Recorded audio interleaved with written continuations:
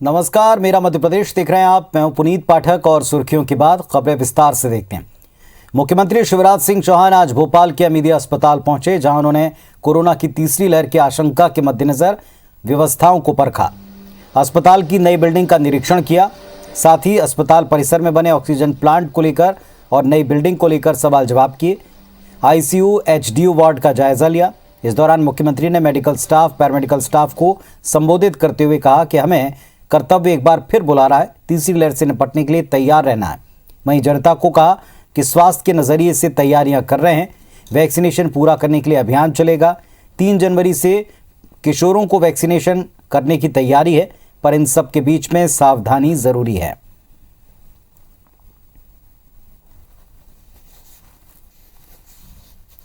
हमारे oxygen bed, isolation bed, ICU HDU beds, उनके साथ जितने उपकरण आवश्यक है, चाहे वो वेंटिलेटर हो, ऑक्सीजन हो, पैरामीटर चेक करने की बाकी जो व्यवस्थाएं हैं, मॉनिटर करने की, वो सब चाक चौबंद रहनी चाहिए है कि ये व्यवस्थाएं भी ठीक रहे। वैक्सीनेशन भी हम युद्ध स्तर पर 15 से लेकर 18 साल के बच्चों का भी युद्ध स्तर पर कर लें। पंचायत चुनाव को लेकर कमलनाथ सरकार में हुए परिसीमन को एक बार फिर समाप्त कर दिया और इसके लिए नया अध्यादेश लागू हो गया। इसकी अधिसूचना पंचायत एवं ग्रामीण विकास विभाग ने जारी की। अब जिला पंचायत से लेकर ग्राम पंचायत तक नए सिरे से परिसीमन होगा। इस पर सियासत भी शुरू हो गई। बीजेपी ने इस फैसले का स्वागत किया, मुख्यमंत्री को बधाई दी। तो इधर कांग्रेस नेता जेपी धनोपिया ने आपत्ति जताते हुए कहा कि पंचायत और नगरीय निकाय चुनाव के संबंध में नियम है कि 5 साल में चुनाव के पहले परिसीमन और आरक्षण करवाया जाएगा। तब साल 2022 में चुनाव कराने के संबंध में 4 दिन बाद फिर अध्यादेश जारी करने की क्या जरूरत थी। सरकार को ओबीसी के 27% आरक्षण को लेकर विचार करना चाहिए। कांग्रेस का कहना है कि यह अध्यादेश पंचायत चुनाव को टालने के लिए लाया गया। नए परिसीमन में लॉजिकल और साइंटिफिक ढंग से पुनः पंचायतों का, जनपद और जिले का वार्डों का निर्धारण हो पाएगा और ये बहुत जरूरी था जनता की सुविधा की दृष्टि से। जनता चूंकि दैनंदिन जीवन में पंचायतों से वास्ता रखती है, इसलिए बहुत साधुवाद, धन्यवाद, अभिनंदन मुख्यमंत्री शिवराज जी का। अध्यादेश की कोई आवश्यकता नहीं थी। बिना अध्यादेश के ही ये 2021 से जब चुनाव होते उसके पहले आरक्षण और परिसीमन करने का अधिकार भारतीय जनता पार्टी की सरकार हो, कोई भी सरकार हो, उसे होता है, कर सकते थे। इसलिए अध्यादेश मैं समझता हूं सिर्फ आम जनता को गुमराह करने के लिए और पंचायत चुनाव में देरी करने के उद्देश्य से निकाला गया है, इसका और कोई तात्पर्य नहीं। मध्य प्रदेश में कांग्रेस छोड़ बीजेपी में शामिल हुए विधायक सचिन बिरला की सदस्यता रद्द करने के लिए कांग्रेस विधायक दल के सचेतक डॉक्टर गोविंद सिंह का आवेदन खारिज हो चुका है। कांग्रेस एक बार फिर विधानसभा में सदस्यता को रद्द करने की मांग करेगी। गोविंद सिंह का कहना है कि इसके पहले भी उन्होंने दल बदल कानून के तहत विधायकों की सदस्यता रद्द करने के लिए आवेदन दिए हैं। आरोप लगाया कि आवेदन में कमी होने पर नोटिस देकर सुनवाई का मौका मिलता है, लेकिन विधानसभा अध्यक्ष गिरीश गौतम ने इस मामले में एक तरफा कार्रवाई की।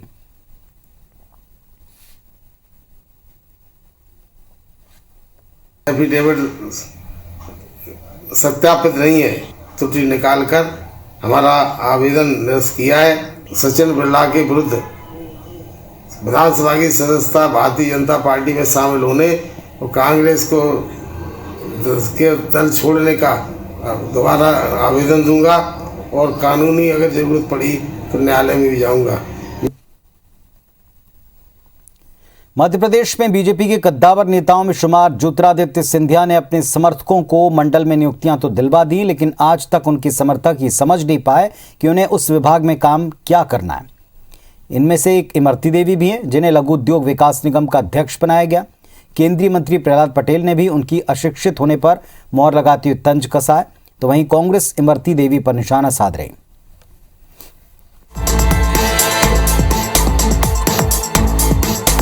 पहले तो ये सुनिए जो इमरती देवी ने कहा, फिर आपको आगे ले चलेंगे। मुझे खुद पता नहीं है नाम है। मैं बैठ के अधिकारियों से बात करूंगी कि क्या क्या प्राथमिकता रहती हैं, क्या क्या कार्य होते हैं। अभी मैंने समझा ही नहीं। सुना आपने, मुझे कुछ नहीं पता, मुझे जानकारी नहीं है, मुझे नहीं पता कि क्या प्राथमिकताएं हैं। मैं अधिकारियों से बात करके बताऊंगी।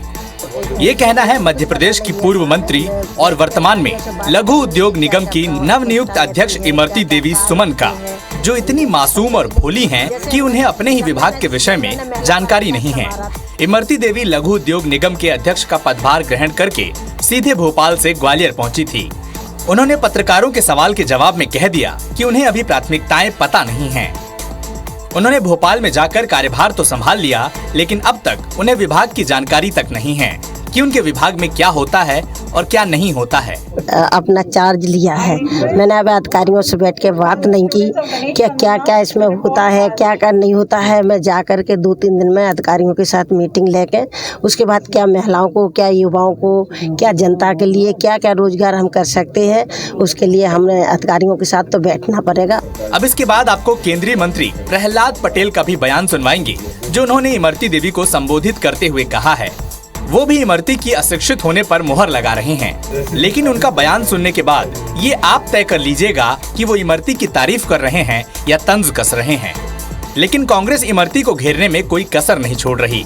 कांग्रेस के प्रदेश प्रवक्ता आरपी सिंह का कहना है कि जब वे मंत्री थी तब भी उनकी कार्यशैली देखी है, और सबसे बड़ी बात यह है कि प्रजातंत्र में जिसको जनता ने नकार दिया उसको सत्ता देना कहीं न कहीं लोकतंत्र पर कुठाराघात है।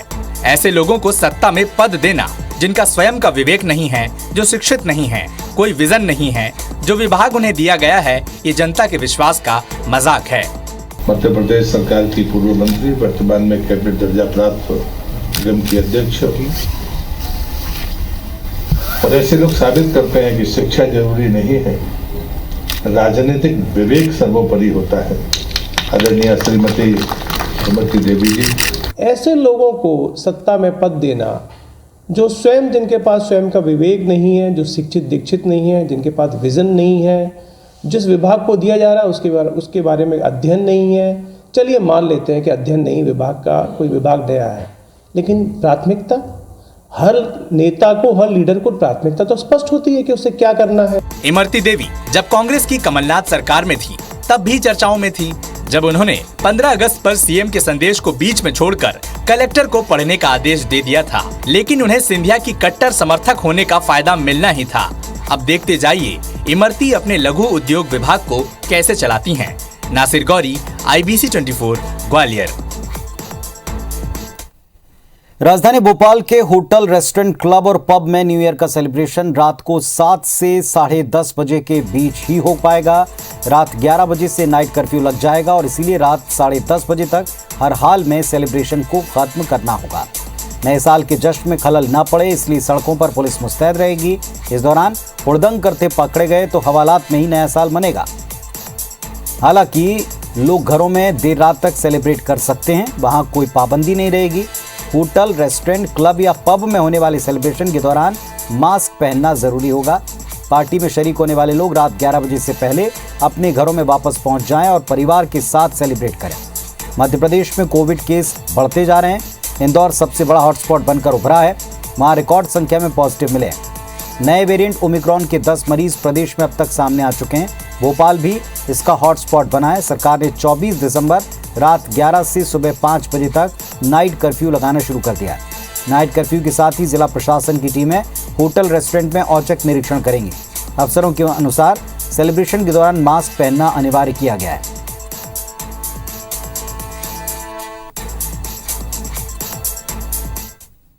ग्यारह बजे के बाद कर्फ्यू रहेगा, नाइट कर्फ्यू रहेगा और उसी के अनुसार सभी आयोजन व कार्यक्रम रेगुलेट किए जाएंगे। शराब पी करके जो गाड़ी चलाने को रोकने के लिए ब्रेथ एनालाइजर्स तो रहेंगे ही, और इसके अतिरिक्त बैरिकेडिंग और फिक्स पॉइंट्स भी लगाए जा रहे हैं।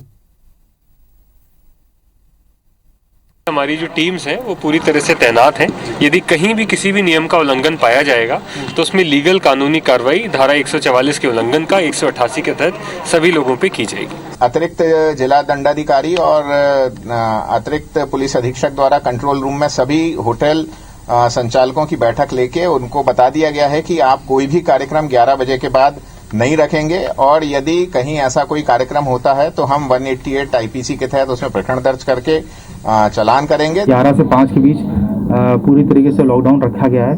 तो कुल मिला के शासन की मंशा ये है कि हम बहुत ज़्यादा सख्ती करें, लेकिन उसके साथ साथ लोगों में जागरूकता फैलाएं कि जो भी हमारे होटल हैं, जिम हैं, मैरिज गार्डन है, जिस तरीके की भी जो संस्थाएं हैं, वहाँ दोनों डोज लगे ही व्यक्ति प्रवेश कर सकें। और पुलिस की तरफ से यहाँ पे चेकिंग और पेट्रोलिंग लगातार की जाएगी और अगर कोई इस कर्फ्यू का उल्लंघन करते हुए अनावश्यक पाया जाएगा तो उसके खिलाफ कठोर वैधानिक कार्रवाई की जाएगी। तो नए साल के जश्न पर कोरोना संक्रमण का असर पड़ना तय दिखता है। जबलपुर पुलिस ने भी इस बारे में सभी थाना प्रभारियों को निर्देश जारी कर दिया, जिसके मुताबिक रात 11 बजे से सुबह 5 बजे तक किसी भी प्रकार की लोगों की आवाजाही पर प्रतिबंध रहेगा। इंदौर में कोविड कर्फ्यू का समय पर सख्ती से पालन करवाने के निर्देश हैं। इंदौर में कर्फ्यू के 1 घंटा पहले सब कुछ बंद कर दिया जाएगा। पुलिस रात 10 बजे तक होटल, पब, बार, रेस्टोरेंट को बंद करवा देगी। इतना ही नहीं, इस बार 31 दिसंबर की रात 10 बजे भक्तों की एंट्री भी बंद हो जाएगी और रात 12 बजे पुजारी केवल आरती कर सकते हैं। पर्यटन नगरी ओरछा में भी इस बार नए साल का जश्न फीका ही नजर आएगा। होटल व्यवसायियों में कोरोना काल के पहले जो उत्साह दिखता था वो अब कहीं गायब है। ओरछा के सारे होटल 2 महीने 3 महीने पहले बुकिंग से भर जाते हैं, लेकिन अब केवल 60 से 70% आंकड़ा छू पा रहे हैं। फिर भी होटल व्यवसायियों ने शासन प्रशासन का सहयोग करते हुए नए साल के जश्न को लेकर बड़ी शालीनता से इसे मनाने और नियमों के तहत मनाने का फैसला किया।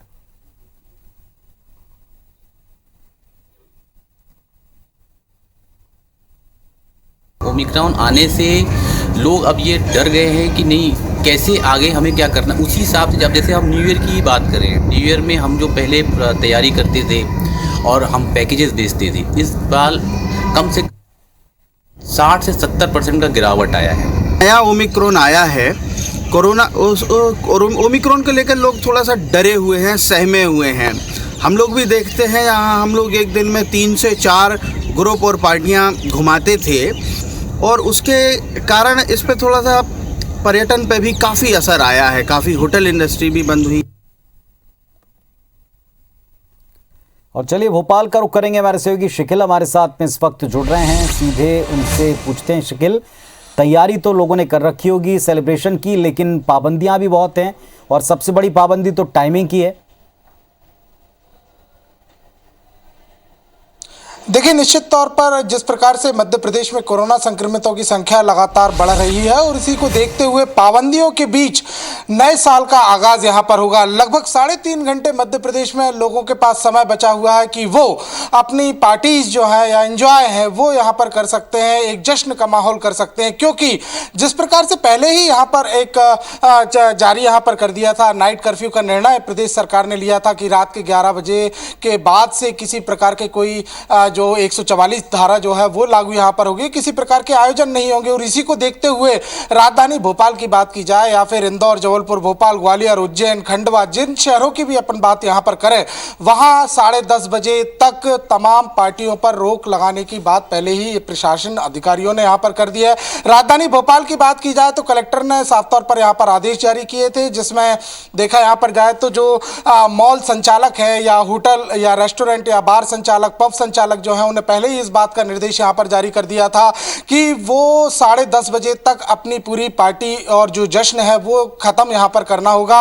और इतना ही नहीं बल्कि 11 बजे के बाद 144 धारा जिस प्रकार से लागू हुई है, अगर उसका नियम यहां तोड़ा गया तो 188 के अंतर्गत कार्रवाई होगी। ये वही धारा है जिसके अंतर्गत प्रतिबंधात्मक कार्रवाई की जाती है और साथ ही साथ गिरफ्तारी के साथ साथ FIR दर्ज करने के भी निर्देश हैं। और इसी को देखते हुए जिस प्रकार से जश्न है उसको देखते हुए राजधानी भोपाल की सड़कों पर लगभग 2000 पुलिस बल यहां पर तैनात किया गया है। इसके अलावा जो चौक चौराहे हैं और खासतौर से जो हाईवे हैं वहां पर चेकिंग मुस्तैदी से की जा रही है। जो अल्कोहल की चेकिंग की बात यहां पर की जाए या जो रूटीन चेकिंग जो होती है वो भी यहां पर की जा रही है। आज सुबह से ही जो प्रमुख पर्यटन स्थल की हम राजधानी भोपाल की बात करें, जिसमें देखा जाए वोट क्लब की बात की जाए, VIP रोड की बात की जाए या सैर सपाटा की बात यहां पर की जाए, इन तमाम स्थानों पर जिला प्रशासन ने आज अनाउंसमेंट कराया है कि साफ तौर पर यह हिदायत यहाँ पर दी जा रही है कि 11 बजे के बाद अपने घरों में ही रहें, क्योंकि 144 यहाँ लागू है। जिनको छूट यहाँ पर दी गई है वही यहाँ पर निकल सकते हैं, लेकिन अनावश्यक रूप से पाए जाने पर कार्रवाई की जाएगी। कोरोना प्रोटोकॉल का पालन किस प्रकार से पबों में हो रहा है, किस प्रकार से होटलों में हो रहा है, इसके लिए जिला प्रशासन ने टीम भी बनाई है और इस टीम में न सिर्फ जिला प्रशासन के अधिकारी बल्कि पुलिस प्रशासन और नगर निगम के भी अधिकारियों को शामिल किया गया है, जो लगातार इस बात की मॉनिटरिंग करेंगे कि जहां पार्टी की जा रही है वहां सोशल डिस्टेंसिंग के साथ सैनिटाइजेशन और तमाम जो कोरोना गाइडलाइन के लिए नियम बनाए गए थे उनका पालन किया जा रहा है या नहीं, इसकी मॉनिटरिंग भी यहां पर की जाएगी और तमाम चीजें यहां पर देखी जाएगी। अगर देखा इंदौर की अगर बात करें, क्योंकि एक मिनी बॉम्बे मध्य प्रदेश का माना जाता है, तो खजराना गणेश पर सबसे ज्यादा भीड़ यहां पर होती है, लेकिन इस बार यह निर्णय यहां पर लिया गया है कि 12 बजे की जो आरती खजराना की होती थी वो इस बार यहां नहीं होगी। वहां सिर्फ जो वहां के अथॉरिटी और जो वहां के पंडित यहां पर बातचीत की जानी चाहिए, पुजारी की बातचीत की जानी चाहिए, वही मौजूद रहेंगे। उसके बाद 10 बजे के बाद प्रवेश नहीं दिया जाएगा। राजधानी भोपाल के धार्मिक स्थलों की बात यहां पर की जाए तो यही आलम राजधानी भोपाल के धार्मिक स्थलों की भी होगी। जी चलिए, तो जैसा हमारे सहयोगी बता रहे हैं कि धार्मिक स्थलों के ऊपर, होटल में और तमाम सेलिब्रेशन वाली जगहों पर अगर आप निकलते हैं तो आप इस बात का ख्याल करें, टाइमिंग का खास तौर पर ख्याल करें, और बाहर अगर आप निकल रहे हैं तो बिना मास्क के ना निकलें और डिस्टेंसिंग का ख्याल रखें, वरना आपकी बार आपको नियमों की कड़ाई और इसके उल्लंघन पर कार्रवाई का सामना करना पड़ सकता है। बहुत शुक्रिया आपका इस जानकारी के लिए। एक बार फिर से राष्ट्रपिता महात्मा गांधी के हत्यारे का महिमा मंडन किए जाने का मामला सामने आया। भोपाल में आज दत्तात्रेय सदाशिव परचुरे की 37वीं पुण्यतिथि हिंदू महासभा ने बड़े धूमधाम से मनाई। दत्तात्रेय सदाशिव महात्मा गांधी हत्याकांड के आरोपी रहे। सदाशिव परचुरे पर गांधी हत्या के लिए नाथुराम गोडसे और नारायण आप्टे को पिस्टल पहुंचाने का आरोप था। परचुरे ने ग्वालियर में कई दिन अपने घर में नाथुराम गोडसे और नारायण आप्टे को शरण दी थी।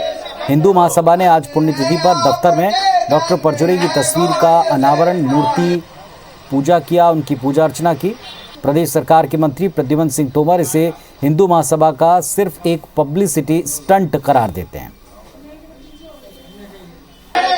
आजीवन कारावास डॉक्टर दत्तात्रेय सदाशिव परचुरे जी को हुआ था, लेकिन 8 साल तक जेल में रहने के बाद उनको न्यायालय ने मुक्त किया। ऐसी विभूति ग्वालियर के अंदर रही, उस विभूति को हम स्मरण करते हैं, सत नमन करते हैं। किसी का व्यक्तिगत सोच हो सकता है, आरोप तो जो मन में आएगा, जिनके पास कुछ है ही नहीं कहने को, अब करने को कुछ नहीं है, तो कुछ तो करेंगे यार, प्रिंट मीडिया में, इलेक्ट्रॉनिक मीडिया में छपने के लिए, कि नहीं करेंगे। चलिए देखते हैं बिग न्यूज।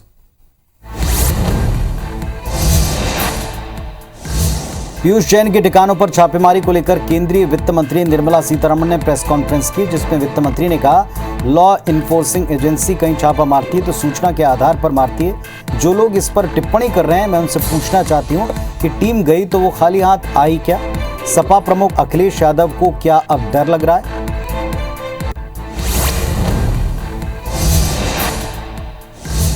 कांग्रेस नेता हरीश रावत ने मोदी सरकार पर तंज कसते कहा कि प्रधानमंत्री ने उन योजनाओं का लोकार्पण किया जो कांग्रेस सरकार के कार्यकाल में शुरू हुई या आधी बनी। साथ ही भाजपा का कोई इतिहास इससे नहीं जुड़ा है।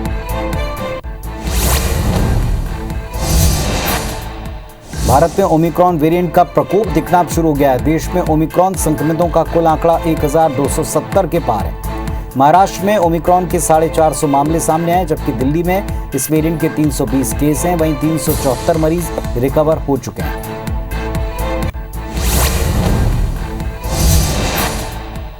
ओमिक्रॉन वेरिएंट ने यूरोप, अमेरिका में हाल बेहाल कर दिया। बीते 24 घंटे में अमेरिका में करीब 6 लाख, फ्रांस में 2 लाख, ब्रिटेन में 2.5 लाख केस रजिस्टर किए गए। इधर WHO ने चेतावनी जारी करते हुए कहा कि डेल्टा और ओमिक्रॉन की ऐसी सुनामी आएगी कि हेल्थ सिस्टम तबाही की कगार पर पहुंच जाएगा।